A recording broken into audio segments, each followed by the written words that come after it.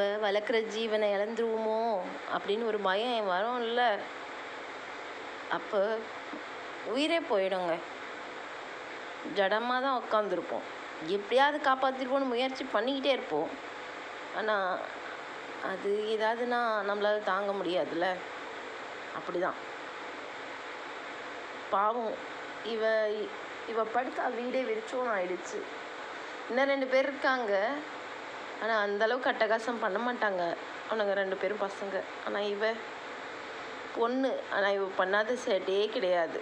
காலையில் எழுந்திரிச்சு என் பொண்ணை எழுப்பி விடுறது, எங்களை எழுப்பி விடுறது, எங்களை மிரட்டி சாப்பாடு கேட்குறதுன்னு எவ்வளோ அட்டகாசம் பண்ணுவா. எங்கேருந்து ஏதாவது எடுத்துன்னு வந்து போட்டு விளையாடுவா. அங்கே ஓடுவா, இங்கே ஓடுவா, வெளியே ஆடுவா, உள்ளே ஆடுவா. எதுவும் இல்லைங்க, 3 நாளாக படுத்து கிடக்குறா.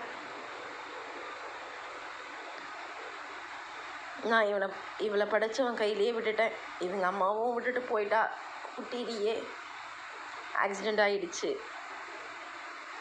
இவங்களுக்கெல்லாம் மதிப்பு கிடைக்கிறது இல்லைங்க. நான் இப்போ கூட கவர்மெண்ட் ஹாஸ்பிட்டல் போயிட்டு வந்தேன்.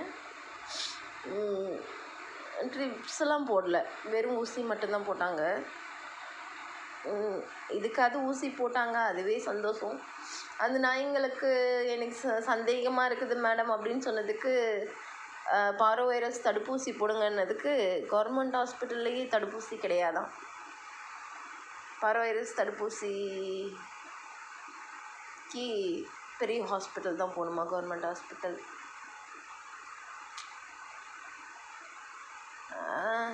நினச்சாலே வருத்தமாக இருக்குது. பாவம் இவங்களுக்கு வாயாக இருக்குது, வலிக்குதுன்னு போய் ஹாஸ்பிட்டல் நிற்கவா போகிறாங்க.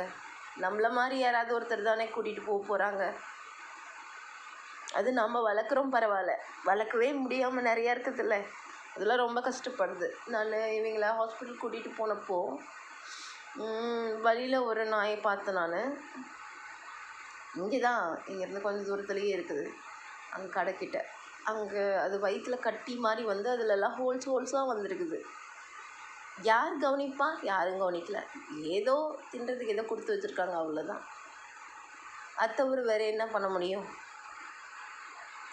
ஆனால் என்னால் அப்படியே விட முடியாதுங்க.